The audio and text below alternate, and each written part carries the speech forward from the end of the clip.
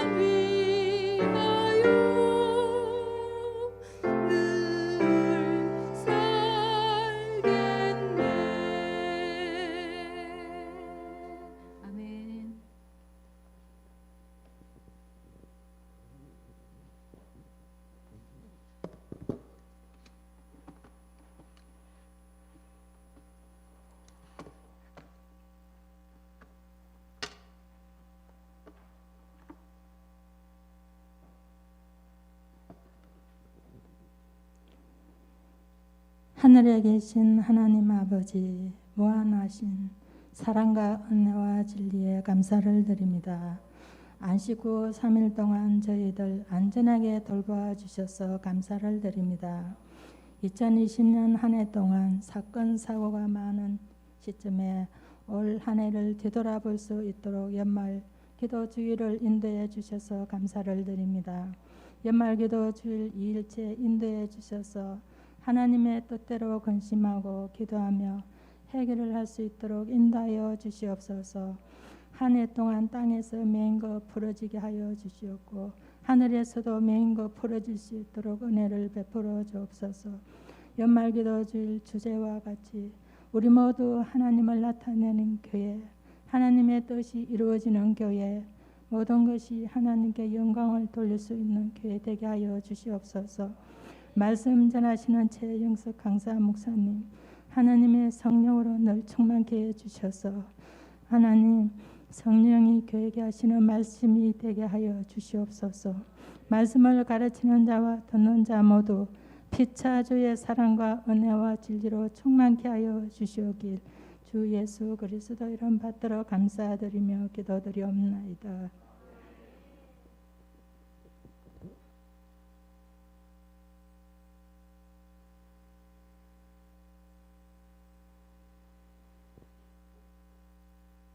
성도 여러분 안녕하십니까? 네, 기도주일 저녁 집회 두 번째 시간입니다. 하나님을 나타내는 교회. 어제는 하나님을 나타내는 경건에 대해서 우리가 아주 좋은 가르침을 받았습니다. 많은 감동들이 있었고 또 반성, 그리고 어떻게 우리가 우리 자신을 그런 하나님의 영광을 나타내는 그런 통로로 사용될 수 있을까 하는 많은 묵상들을 하게 한 시간이었던 것 같습니다. 오늘 그 두 번째 시간이고요. 목사님께서 어떤 말씀 주실지 여러분 기대되시죠? 네. 자, 유튜브로 참여하시는 여러분 댓글 많이 달아주시고요. 또 여러분들의 반응, 또 이 현장의 반응 모두 목사님께 잘 전달되도록 하겠습니다. 이제 목사님 말씀 듣기 전에 우리 정원숙 집사님의 특별한 찬양 악기 연주가 있도록 하겠습니다.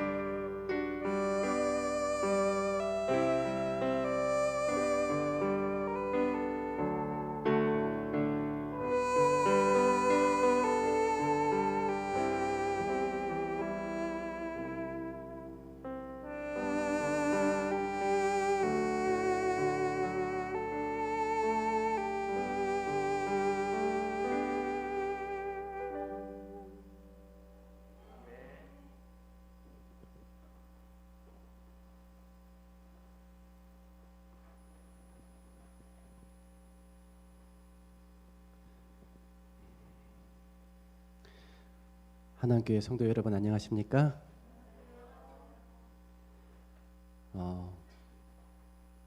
오늘은 기도주일 그 두 번째 날 저녁인데요. 오늘은 하나님을 나타내는 예배예라는 그런 제목으로 말씀을 드리려고 합니다.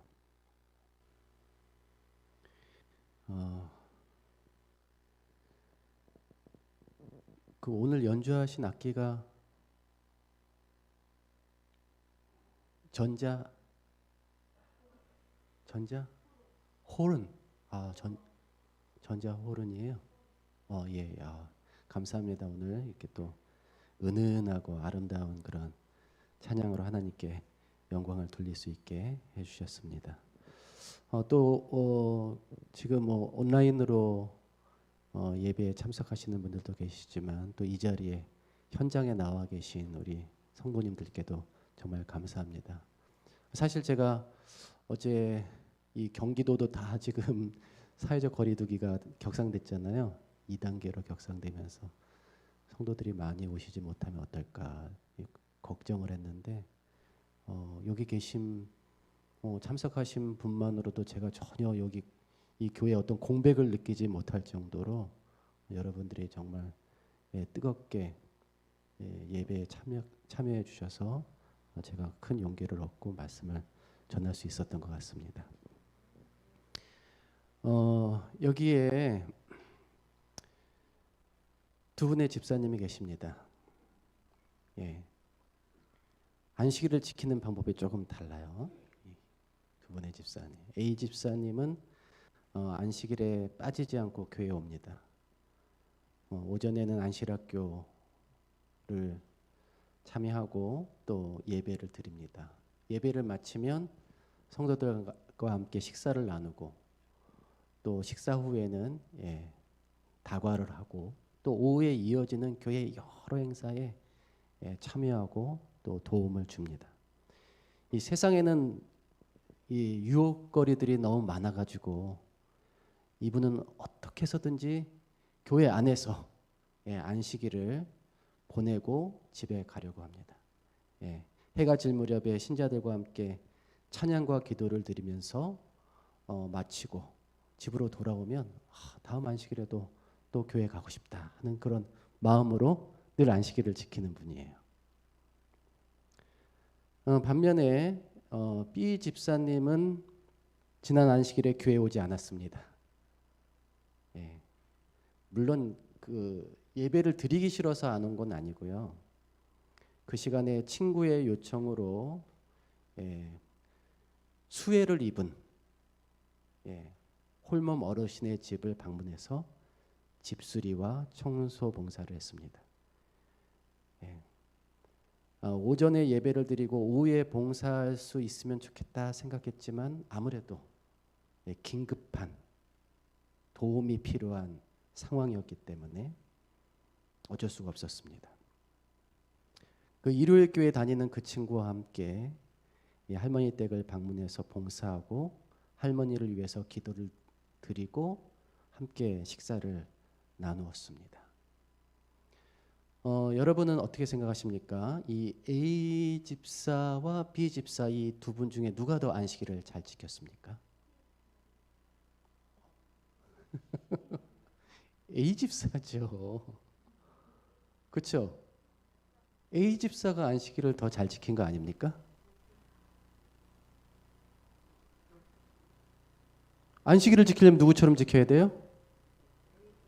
A 집사처럼 지켜야죠. 무슨 소리를 하시는 거예요 지금? 그래요? 맞아요. A 집사 안식일 아주 잘 지켰습니다. 잘 지키고 있어요. 근데 B 집사가 그럼 안식일을 잘 못 지킨 건가요? 잘 못 지킨 건가요?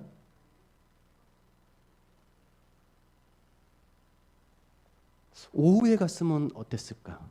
오전에는 예배를 드리고 오후에 봉사했으면 좋았을 텐데.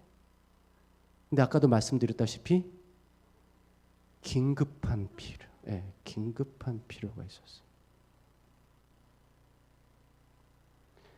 아마 일요일 교회 다니는 그 친구는 토요일 날 봉사하고 자기는 일요일에 오전에 예배를 드리러 갔을 겁니다. 상황이 좀 바뀌었으면 좋았을 텐데 아니에요. 긴급한 필요 때문에 B 집사는 이러한 선택을 했습니다. 우리는 이 B 집사가 그가 보내는 여느 안식일과 다름없는 의미 있고 보람이 있는 그런 안식일을 보냈다고 생각을 합니다.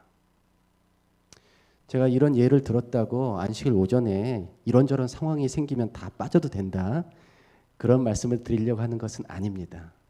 그러나 오늘 우리는 이 B 집사가 안식일을 지켰던 그 특별한 하루에 대해서 좀 생각해 볼 필요가 있습니다.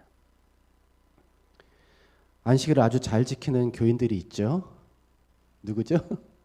제7일 안식일 예수 제린 교인들. 금요일이면 오후부터 안식일을 준비하기 시작하죠. 하던 일을 멈추고 청소를 시작합니다. 또 안식일에 먹을 음식을 다 미리 장만해 두죠. 또 안식일에 입을 옷을 깨끗이 다려 놓습니다. 옷만 다리는 게 아니라 때로는 목까지 다려요. 예, 네일들이 헌금까지 다려 빳빳하게. 예, 예.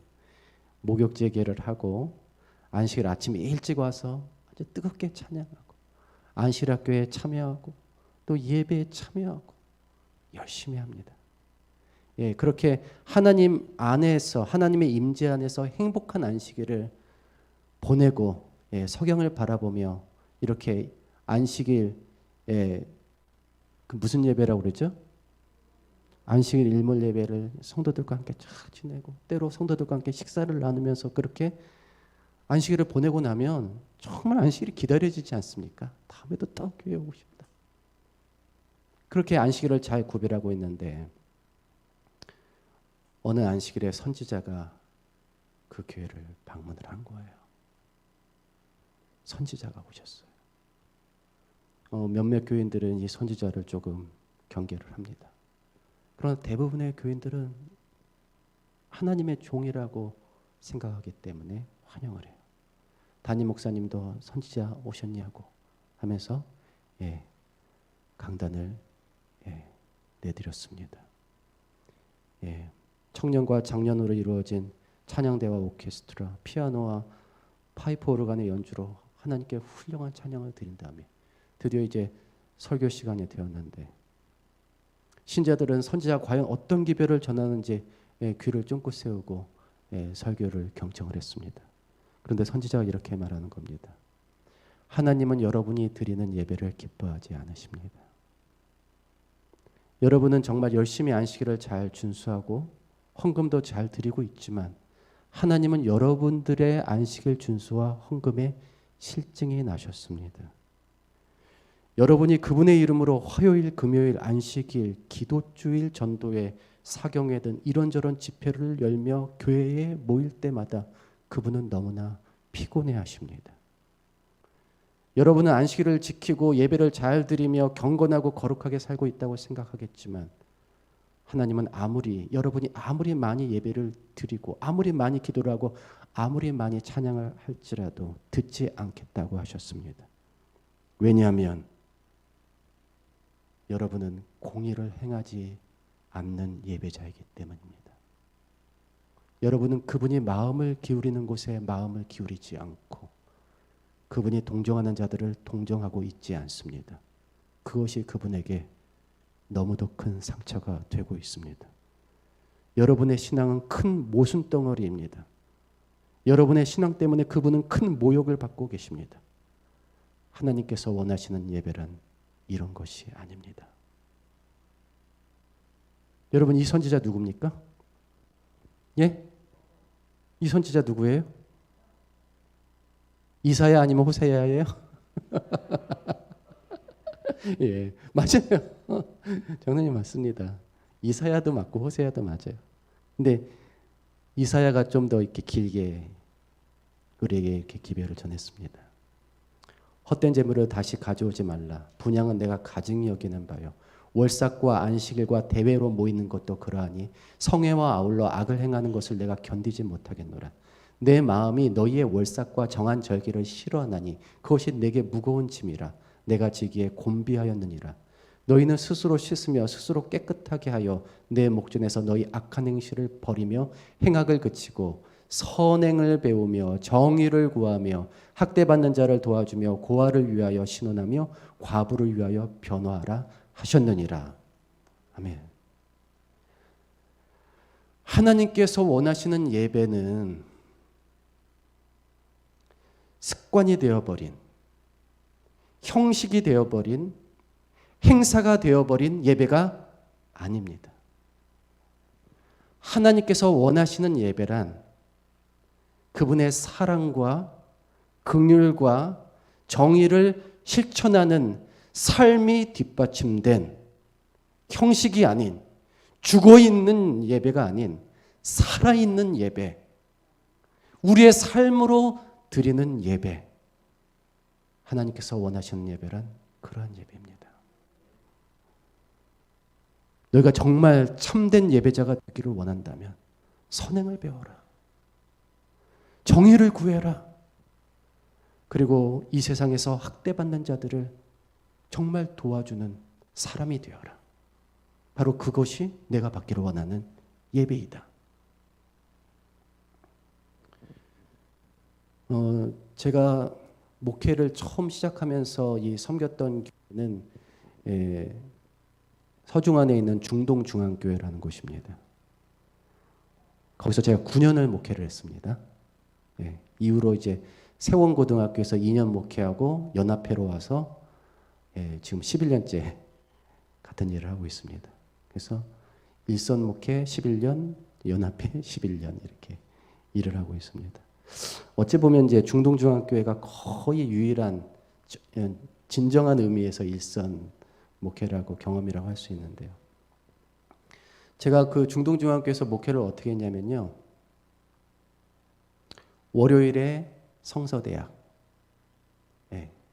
화요일에 화요기도회, 수요일에 또 성서대학, 목요일에 뭐예요?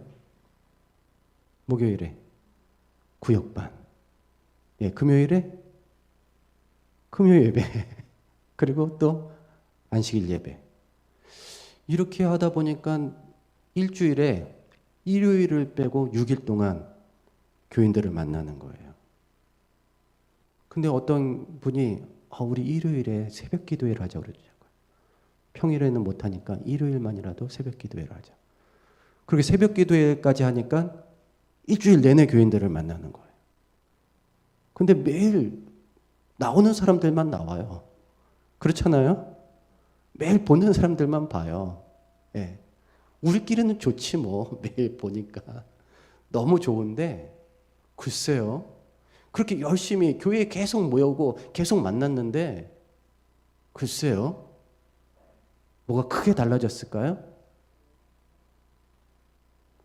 오히려 정말 이 신실한 분, 그 오시는 분들은 다 신실한 분들이죠.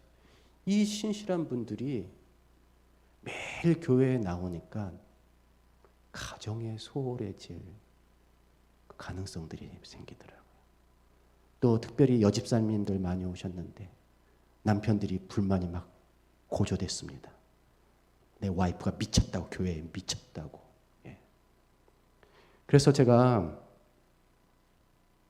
이 신실한 분들이 가정에서 가마를 끼칠 시간이 부족하면 안 되는데, 이 신실한 분들이 그들의 이웃에게 가마를 끼칠 시간이 부족하면 안 되는데 어떻게 해야 되나? 결론은 무엇인 줄 아십니까? 결론은 교회에 오는 시간을 줄여야 한다라고 하는 목사로서는 좀 이상한 결론에 도달했어요. 교회에 많이 오게 하면 안 되겠다. 그래서 어떻게 했냐면 일주일에 2번 하던 성서대학을 1번으로 줄였습니다.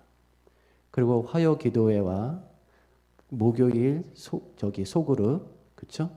구역반을 통합을 했어요. 그래서 주중에 언제든지 당신네들이 모이면 화요 예배 온 곳으로 인정하겠다.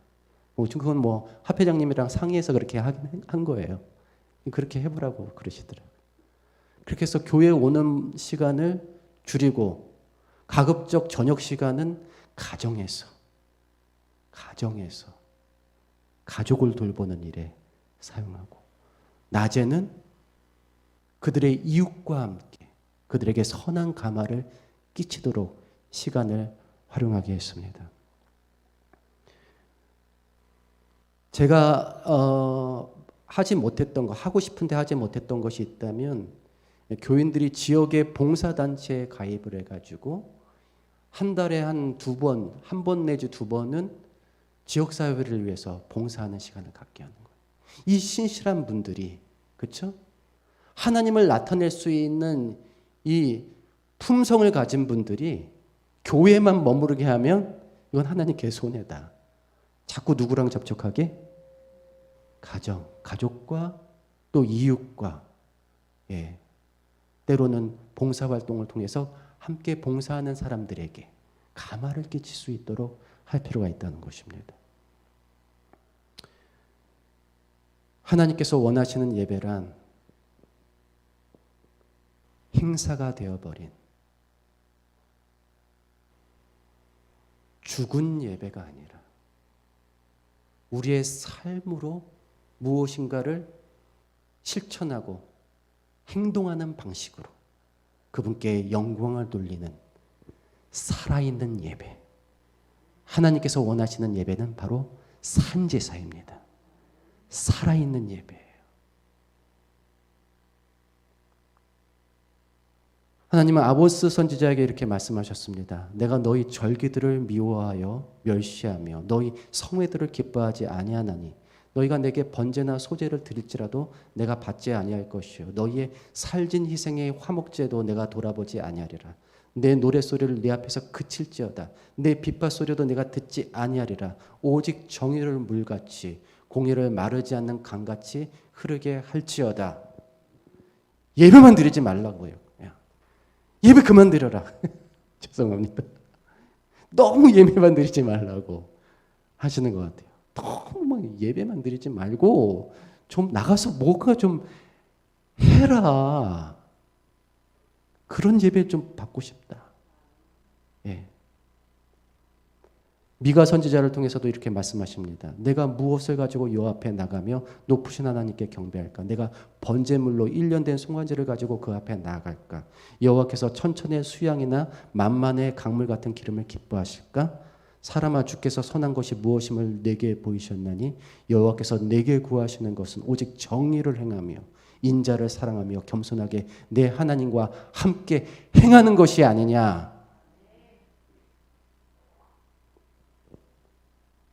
호세아 선지자를 통해서도 말씀하셨습니다. 나는 인애를 원하고 제사를 원하지 아니하며 번제보다 하나님 아는 것을 원하노라.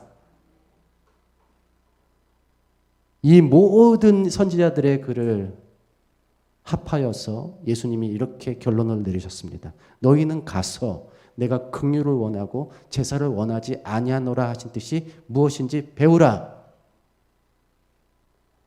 예배만 드리지 말라고. 예배만 드리면 다 되는 것이라고 생각하지 말라고요. 죽은 예배, 형식과 행사가 되어버린 예배, 이것에 대해서 우리가 반성해야 합니다. 이제 살아있는 예배, 그분이 원하시는 행동하는 예배, 실천하는 예배 드리는 우리 한안교회 성도들이 되시기를 간절히 바랍니다. 근데 이런 말씀을 드리니까 걸리는 성경절이 하나 있어요. 뭡니까? 너희는 모이기를 피하는 어떤 사람들의 습관과 하지 말고 오직 권하여 그날이 가까움을 볼수록 더욱 그리하자. 모이기를 지금 모임을 줄여라. 지금 최 목사는 그렇게 얘기하고 있는데 이 성경절이 딱 걸려요. 근데 여러분 이 권면은 공중 예배에 대한 말씀이 아닙니다.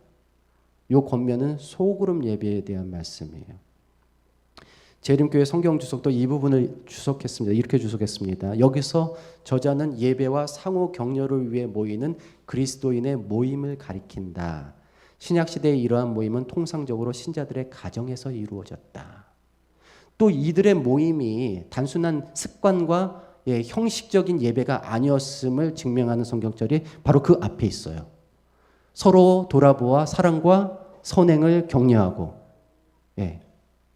선을 행하고 서로 사랑하는 이런 관계 속에서 모이는 이 예배는 죽은 예배가 아니라 무슨 예배예요? 산 예배예요. 산제사예요.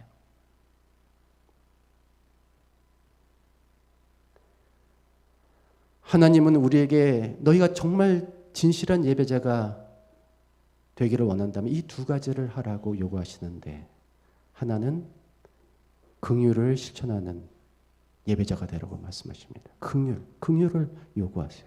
긍휼이란 무엇인가? 이 불우한 사람을 불쌍히 여기고 동정하며 실질적으로 돕는 것이다. 이러한 마음을 외면한 채 우리가 하나님께 진정한 예배자가 될 수는 없는 거예요.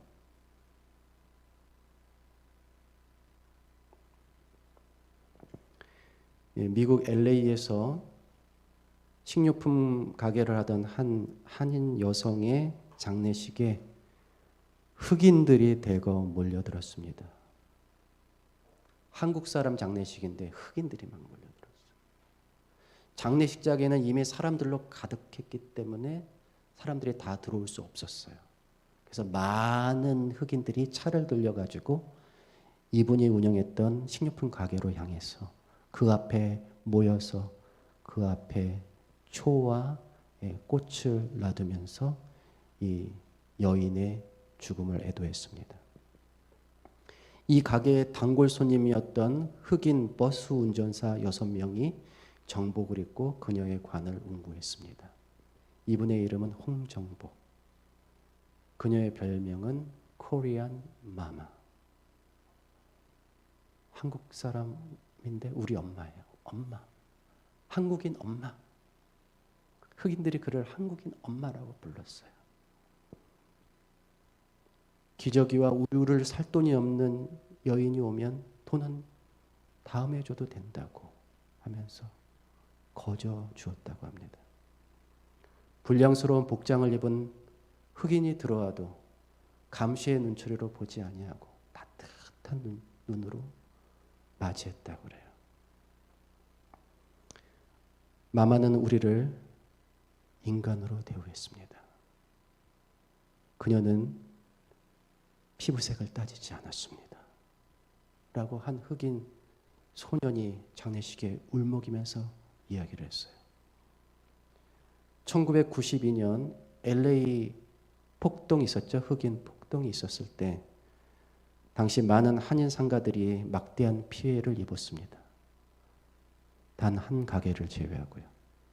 홍정복 씨 가게만을 제외하고 많이 훼손됐어요. 흑인들이 스스로 이분의 가게는 우리가 지켜주자 라고 해서 피해를 입지 않았다고 합니다.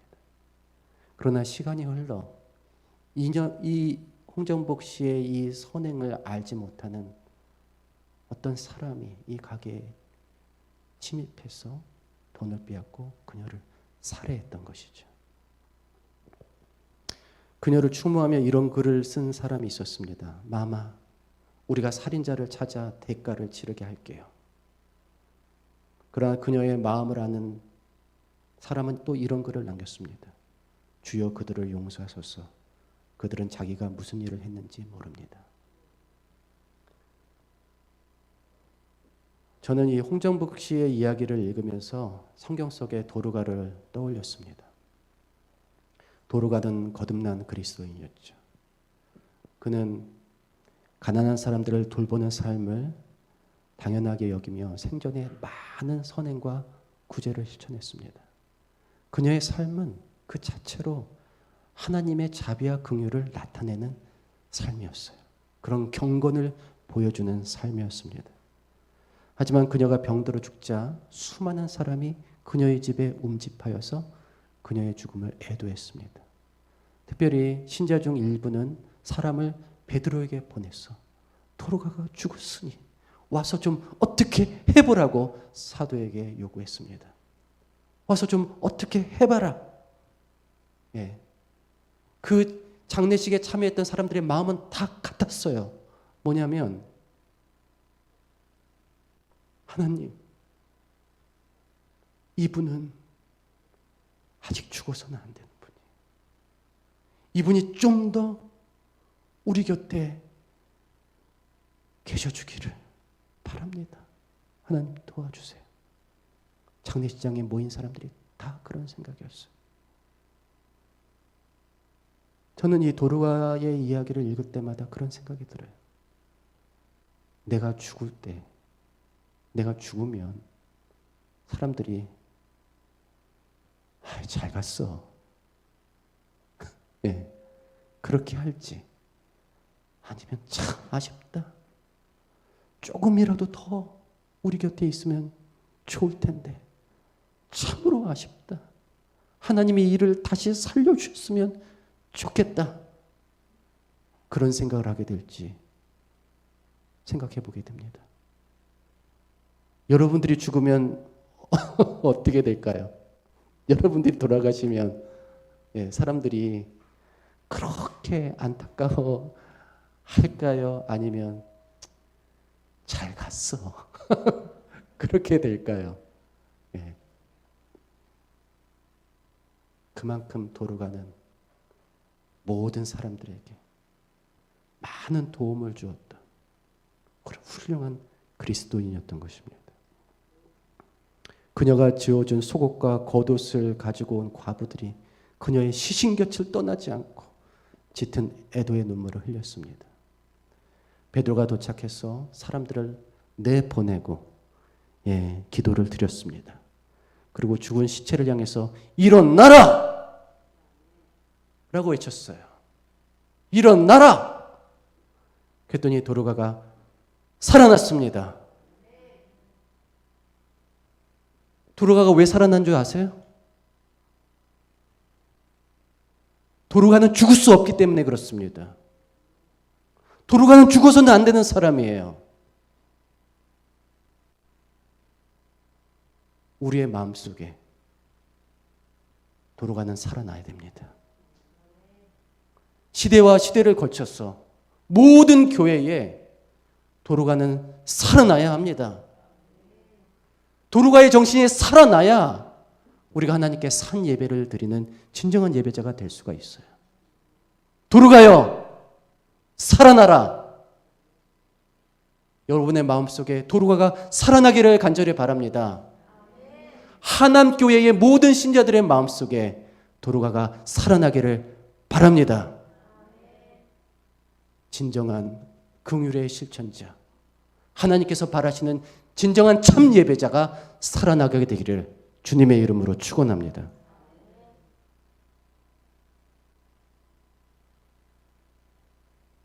하나님이 바라시는 예배자들의 두 번째 특징은 정의를 실천한다는 것입니다. 하나님은 정의를 실천하는 예배자를 원하셔요. 정의란 무엇인가? 그것은 불행을 야기하는 사회의 불합리한 구조와 불공정한 처사를 반대하며 약자들을 대변하고 실질적으로 그들을 어려움 속에서 건져내는 것입니다. 우리 그리스도인들이, 특별히 우리 재림교인들이 긍휼은 좀 실천을 하는 것 같아요. 그런데 뭐는 잘 못해요? 정의를 실천하는 것은 참 어려워. 이거는 거짓뿐만 아니라 세상에 공정하지 않은 것들과 맞서는 것입니다. 그렇지 않다라고 얘기하는 거예요. 그것은 옳지 않다라고 얘기하는 거예요. 그리고 누군가를 위해서 항변해 주는 것입니다. 재림교회가 이걸 잘 하지 못해요. 내 하나님 정의를 구하라고. 아까 말씀하셨잖아요. 선행을 배우고 정의를 구해라.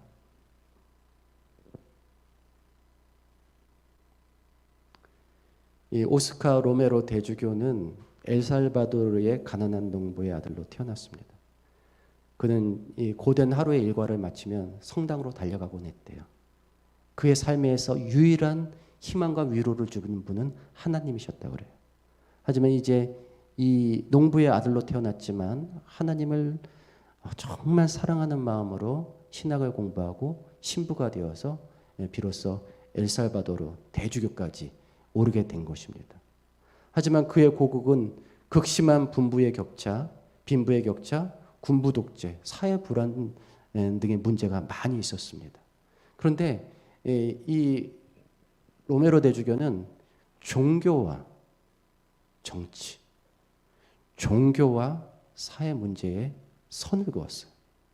이것은 종교가 간섭할 일이 아니다라고 생각을 했습니다. 하지만 그의 절친이었던 그란데 신부라는 분은 이 가난한 사람들을 포용하고 그들을 위해서 일을 했습니다. 또 그들을 억압하거나 착취하는 사람들에 대해서 그는 하나님의 이름으로 그들을 책망하는 일을 서슴지 않았습니다. 그런데 이 독재가 지배하는 이 나라에서 소수의 자본을 가진 그런 부한 계층들이 대다수의 가난한 사람들을 억압하는 그 사회에서 이 그란데 신부 같은 사람들은 눈에 가시죠. 결국 그란데 신부는 총격을 받고 암살이 됩니다. 사망해요. 이 사실에 엄청나게 큰 충격을 받은 로메로 신부는 그란데 신부의 역할을 이어받기 시작합니다. 그는 가난한 사람들을 끌어안고 그들에게 희망의 복음을 전했습니다. 또 하나님의 이름으로 군부 독재가 저지르는 살인과 폭력과 탄압을 정지하고 가난한 사람들을 착취하여 치부하는 부자들을 책망했습니다. 그는 1980년 3월 24일 미사 중에 군부 독재가 보낸 괴한의 총에 피격되어서 사망합니다. 근데 로메로 신부는 자신이 언젠가 죽게 될 것을 알았어요. 언젠가 나의 친구처럼 나도 죽게 될 것이라는 걸 알았기 때문에 살아있을 때 이렇게 이야기했습니다. 나의 피는 자유의 씨앗이며 곧 이루어질 희망이 될 것이다. 죽음을 알고 죽을 것을 알고 그것을 두려워하지 않고 하나님의 이름으로 정의를 구했습니다. 사람들은 그를 일컬어 살아서는 목소리 없는 이들의 목소리요 죽어서는 이름 없는 이들의 이름이라는 그런 정말 아름다운 문구로 로메로 주교를 기억하고 있습니다. 하나님의 이름으로 선지자들처럼 침례 요한처럼 죽음을 두려워하지 않고 사회의 악과 맞서는 이러한 모습은 정말 우리가 배워야 할 점이라고 생각을 합니다. 여러분 우리가 꼭 정치에 개입할 필요는 없습니다. 그렇죠? 우리는 교회로서 정치에 관여해서는 안 됩니다. 하지만 사회의 문제에 있어서 하나님의 뜻이 무엇인지 말할 수 있어야 합니다. 사회의 문제에 있어서 하나님의 뜻을 실천하기 위해서 때로 그것을 억압하는 자들 앞에서 당당하게 설 필요가 있습니다. 비겁하게 숨지 않고요. 그게 하나님의 선지자들이 보여준 모습입니다. 그것이 하나님께서 바라시는 그분의 백성들에게 바라시는 정의로운 모습입니다. 하나님은 그러한 예배를 받기를 원하십니다. 근데요, 우리가 조금 지금 비겁하긴 하지만 우리 재림교회 선구자들은 비겁하지 않았어요. 그분들은 정의를 실천했습니다. 초기 재림교회의 이 당시에 가장 큰 사회적 문제는 흑인 노예 문제였어요. 동일한 같은 인간인데 그들을 종과 노예로 삼았던 이 문제가 가장 큰 문제였습니다. 이 문제에 대해서 기독교 내에서도 이견이 있었어요. 같은 기독교지만 이 남쪽에 있는 기독교인들은 이것을 정당하게 봤습니다. 정당한 곳이다. 노예제도는 정당하다. 북부에 있는 그리스도인들은 이것은 정당하지 않다라고 생각했어요. 이 노예 해방 문제가 어떤 사람들에겐 정치적인 선택이었습니다. 또 어떤 사람들에겐 그것이 경제적인 선택이었어요. 노예를 해방시켜야 될 이유가 있었던 거예요. 노예의 그 흑인들의 노동력이 필요했어요. 북부의 이 산업이. 북부의 산업이 그들을 노동자로 오기를 기대해서 남쪽에는 이 흑인들을 노예로 붙잡아두고 거기서 농업을 일으켜야 했었던 것이죠. 서로의 그 경제적인 이유 때문에 남쪽에서는 노예 해방을 반대했던 것이고 북쪽에서는 노예 해방을 찬성했던 것이에요.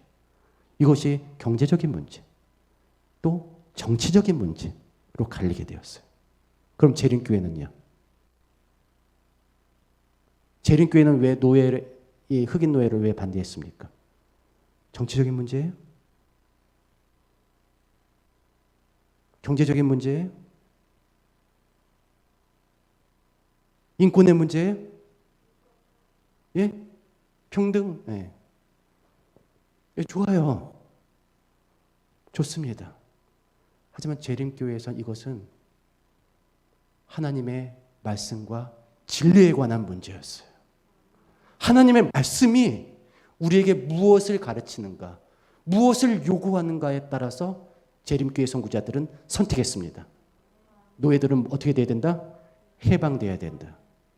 다른 이유가 아니에요. 정치, 경제 이유가 아니에요. 오직 이유는 뭐예요? 하나님의 말씀.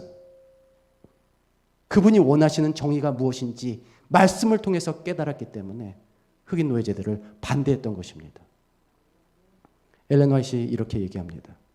인간의 법률이 하나님의 말씀과 율법에 어긋날 때 우리는 어떤 결과가 올지라도 후자에 순종해야 된다.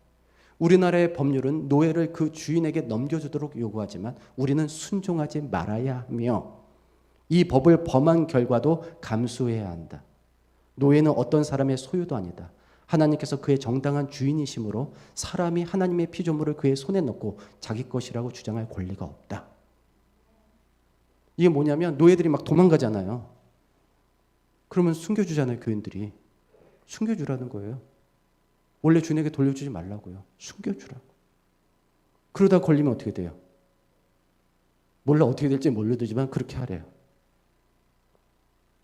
정치적인 이유 때문이 아니라 경제적인 이유 때문이 아니라 뭐 때문에? 하나님의 율법, 말씀이 그렇게 가르치면 그게 국가의 법령이 우리를 그렇게 하지 못하도록 할지라도 우리가 당당하게 맞설 수 있어야 된다는 것입니다.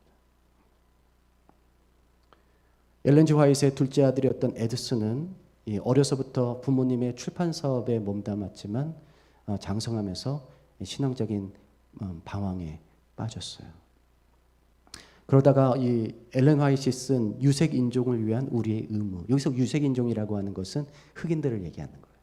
유색 인종에 대한 우리의 의무라는 제목의 소책자를 보고 나서 큰 감동을 얻고 그가 미시시피 강을 오르내리면서 모닝스타라고 하는 이 배를 타고요. 흑인 선교에 앞장섭니다. 그리고 흑인들을 위한 교육 사업을 일으켜요. 그러면서도 도망간 흑인들을 이렇게 몰래 숨겨주고 빼돌리고 이렇게 하는 일도 합니다. 용감하게.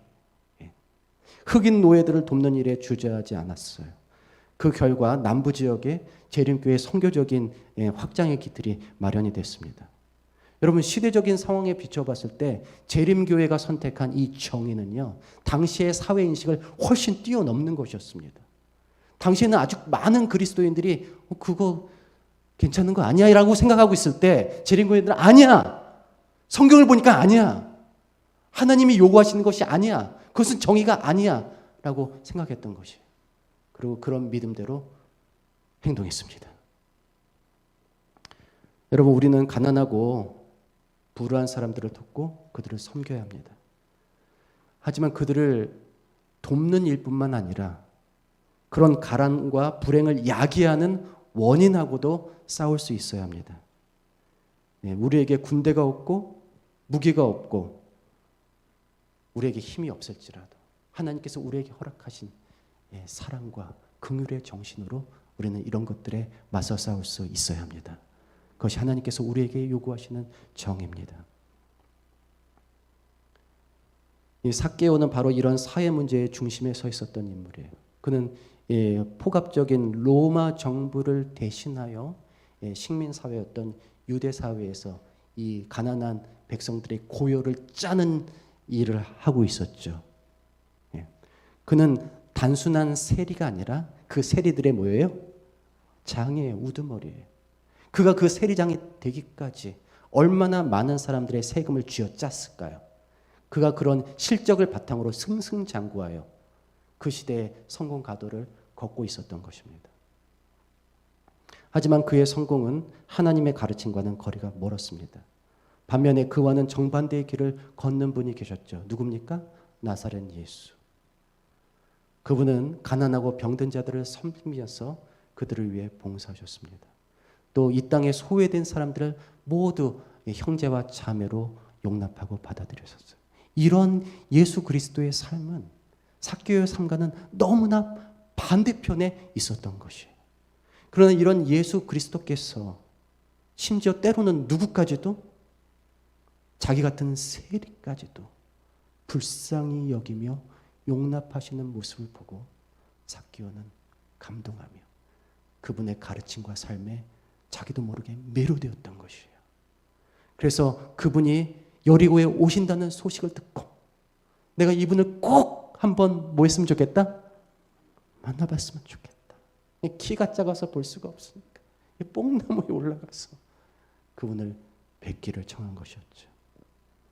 예수님을 극적으로 만난 이 삭개오는 예수님에게 이렇게 얘기합니다. 주여 보시옵소서, 내 소유의 절반을 가난한 자들에게 주겠사오며 만일 누구의 것을 속여 빼앗은 일이 있다면 내 갑절이나 갚겠습니다. 여러분, 삭개오는 자기의 삶에 문제가 무엇인지 알고 있었던 거예요. 내가 비록 성공하고 있지만 그것은 뭔가 잘못된 삶이라는 거죠. 내가 비록 지금 잘 살고 있지만 이거 옳지 않다는 거예요. 근데 이 옳지 않은 것을 다 되돌려 놓겠습니다 라고 예수님께 약속을 드렸어요. 그는 그동안 정의롭지 못한 사회의 편에서 있었습니다. 그러나 앞으로는 그 사회에서 나와 하나님의 나라, 정의로운 하나님의 사회에 서겠다고 약속하는 것과 다름이 없었어요. 내가 여태까지 이렇게 성공하여 살아왔지만 이제 이런 성공의 삶을 떠났어. 이제 누구의 발자취를 쫓아가고 싶다? 예수님의 발자취를 쫓아가고 싶다. 완전히 다른 사회. 이게 어둠의 세상이었다면 앞으로는 빛의 세상에서 예수님과 함께 가기를 원한다 라는 고백과 같은 것이었어요. 삭개오는 가난하고 힘없는 자들을 착취하는 세상을 거부하기로 선택합니다. 내가 살았던 그 삶은 거짓이야. 이제 그런 삶을 더 이상 살지 않을 테야 라고 선택을 한 거나 다름이 없었어요. 근데 여러분, 삭개오와 이런 대화를 나눈 뒤에 바로 직후에 예수님께서 문화의 비유를 말씀하십니다. 이 문화의 비유는 달란트 비유랑 내용이 상당히 비슷한데 우리는 이 비유를 읽으면서 주어진 재능을 잘 활용해야 된다고 하는 교훈을 얻습니다. 그렇죠? 그러나 이 당시에 바로 예수님이 지금 누구랑 만나신 거예요?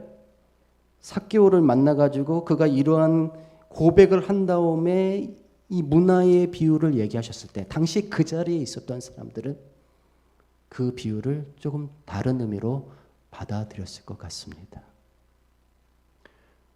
사실 예수님께서 우리에게 주신 말씀은 때로 굉장히 이중적일 때가 있었어요. 이렇게 해석될 수도 있고 뒤집어서 이렇게 해석될 수도 있는 이중적인 말씀을 하실 때가 있었어요. 바로 문화의 비유가 그런 것이 아닌가 싶습니다. 현장에 있었던 사람, 그 비유를 그 자리에서 듣고 있었던 사람들은 어떤 생각을 했을까? 그 비유의 내용을 이렇습니다. 한 귀족이 왕위를 받으러 먼 나라로 떠납니다. 맞죠? 맞죠? 왕위를 받으러 먼 나라로 떠나요. 이게 무슨 말입니까?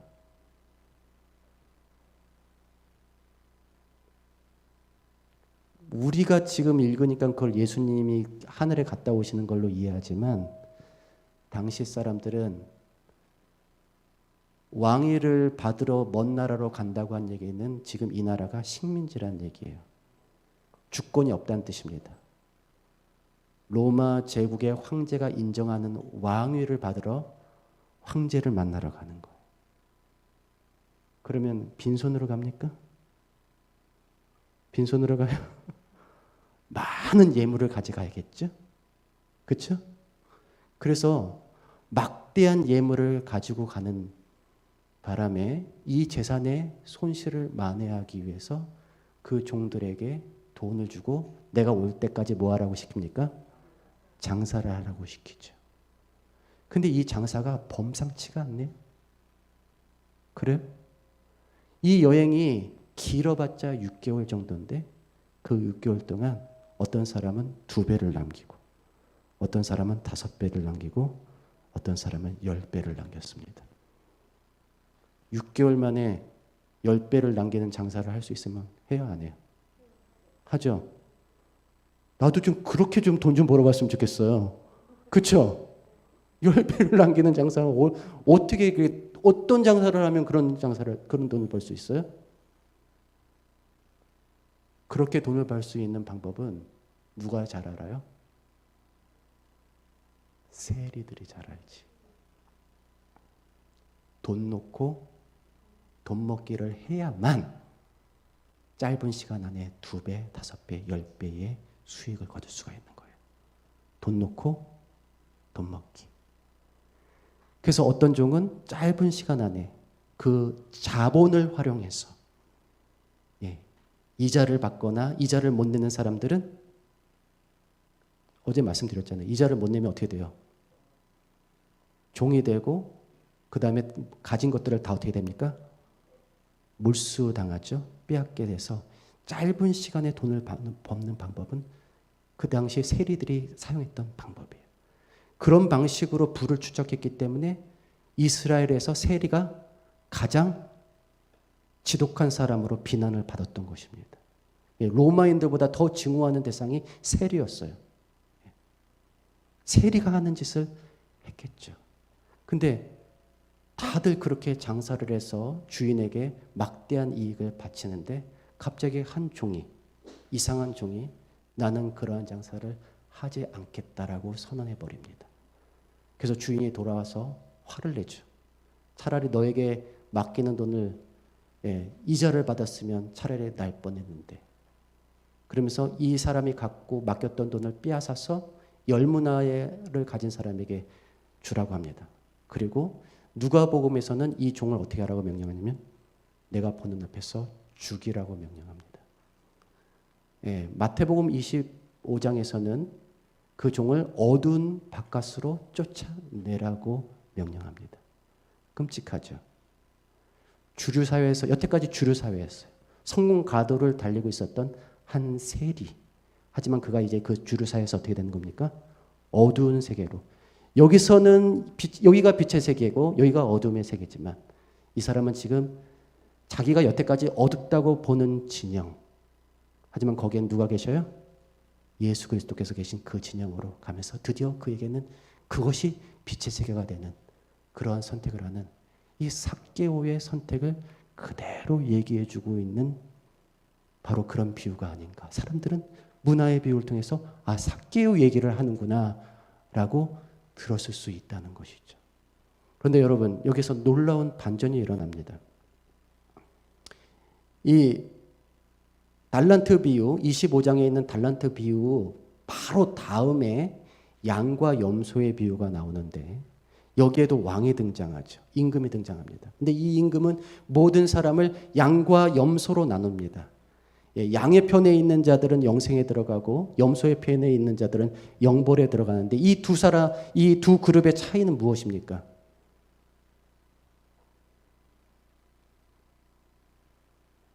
돈을 많이 벌어서 주인에게 왕에게 바치는 것이었어요? 이 두 그룹의 차이는 뭐예요? 장사를 잘해가지고 이윤을 많이 남기는 거였습니까? 그런 거였어요? 아니죠. 이 두 그룹의 차이점은 그들 가운데 있는 지극히 작은 자들을 대하는 태도에 따라 달라졌습니다. 내가 줄일 때에 너희가 먹을 것을 주었고 목마를 때에 마시게 하였고 나그네 되었을 때에 영접하였고 헐벗을 때에 옷을 입혔고 병들었을 때에 돌보았고 옥에 갇혔을 때에 와서 보았느니라. 이게 삭개오가 어둠이라고 생각했던 그 세계에 바로 그곳에 누가 함께 계셨어요? 예수님은 바로 그 낮고 천하고 어두운 그늘 가운데 계시기를 자처하셨습니다. 그리고 그런 곳에 지극히 작은 자 하나에게 한 것이 곧 내게 한 것이라고 말씀하셨어요. 양의 편에게 창세로부터 예비된 나라를 상속하라고 명령한 이 임금은 바로 그 세계를 선택한 사람들에게 구원의 상급을 허락하셨습니다. 달란트 비유에 나오는 임금과 이 양과 염소에 나오는 임금은 너무나 다르죠? 하나님께서 원하시는 것이 무엇입니까? 장사를 잘하는 거예요? 아닙니다. 그분이 바라시는 것은 이 세상에 그분의 성품을 닮은 백성들이 자비와 긍휼과 정의를 실천하는 것입니다. 제7일 안식일 예수재림교가 세계 빈곤에 대한 입장을 이렇게 밝혔습니다. 제7일 안식일 예수재림교는 빈곤과 그것에 수반하는 불공정을 감소시키기 위한 행동들이 기독교인들의 사회적인 책무의 중요한 일부라고 믿는다. 성경은 가난한 자들에 대한 하나님의 특별한 관심과 그분의 백성들이 스스로를 돌볼 수 없는 자들에게 어떻게 반응해야 하는지에 대하여 하나님의 기대치를 분명하게 밝히고 있다. 모든 인류가 하나님의 형상을 지녔으며 그분이 주시는 복의 수혜자들이다. 가난한 자들을 대상으로 일함으로써 우리는 예수님의 모범과 가르침을 따른다. 영적인 공동체로서 제7일 안식일 예수재림교는 가난한 자들을 위한 정의를 지지하며 말 못하는 자들을 위하여 입을 열고 가난한 내 백성의 권리를 박탈하는 자들을 반대한다. 우리는 궁핍한 자들의 자에게 정의를 베푸시는 하나님과 함께한다.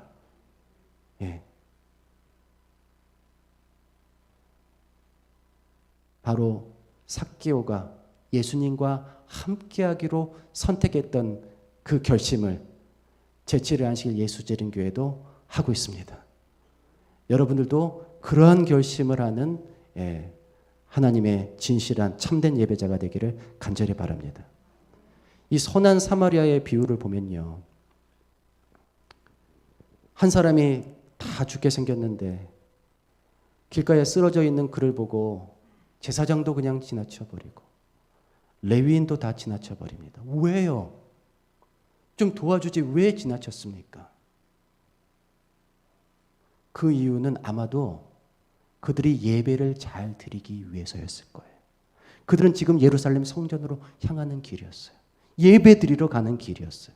하지만 예배 드리러 가는 길에 이 지금 닫혀있는 사람, 어쩌면 죽었을지도 모르는 이 사람을 만진다고 하는 것은 자신을 부정하게 만드는 일이에요. 안식일에 아마 어울리지 않는 일이라고 생각했을지도 모르겠습니다. 그래서 그들은 예배를 잘 드리기 위해서 이 가엾은 사람을 지나쳐 갑니다. 그러나 사마리아에서 온 그 상해는 달랐죠. 그는 이 가난한 사람들 자기 나귀에 싣고 가까운 여관으로 가서 그를 거기서 간호하고 그가 떠날 때 돈을 맡기면서 만약에 비용이 더 들면 내가 다시 와서 다 갚아주겠노라고 하면서 그를 살려냅니다.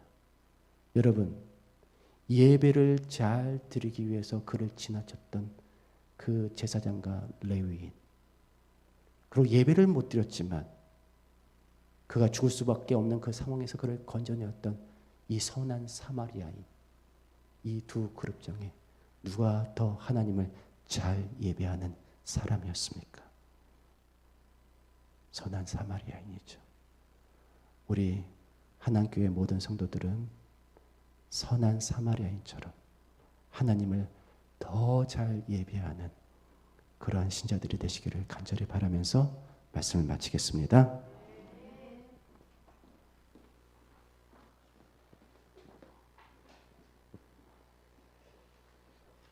목사님, 귀한 말씀 생각하시면서 개인적으로 기도하는 시간을 갖도록 하겠습니다.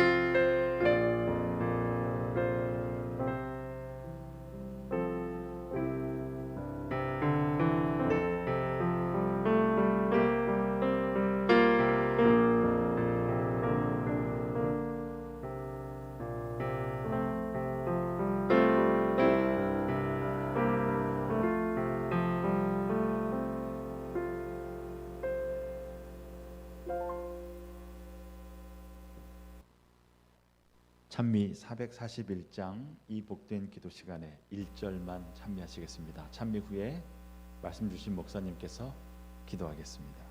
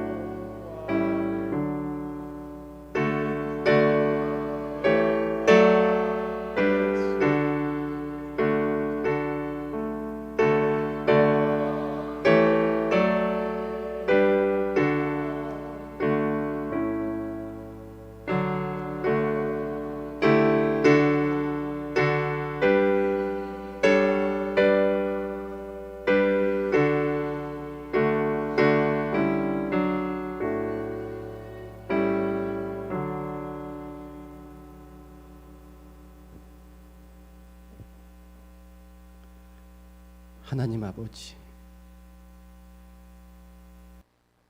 하나님의 이 거룩한 뜻 앞에 오늘 저희 섰습니다.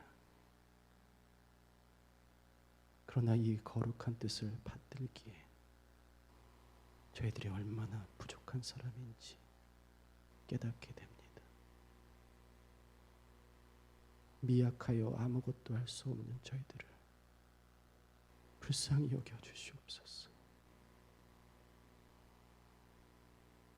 매일 죽은 예배만 드리는 그런 형식적인 예배제가 더 이상 되지 아니하고 살아있는 산 제사를 드리는 예배자가 되기를 원하오니 저희들을 인도하여 주시옵소서.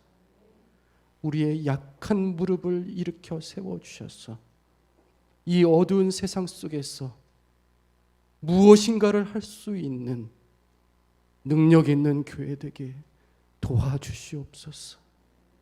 세상의 성공을 갈망하지 아니하고 예수님처럼 불우한 이웃을 위하여 기꺼이 섬기며 삶을 바쳤던 예수님처럼 살아가는 우리 하남교회 모든 성도들 되게 하여 주시옵소서. 우리 예수님의 이름으로 기도드립니다. 아멘.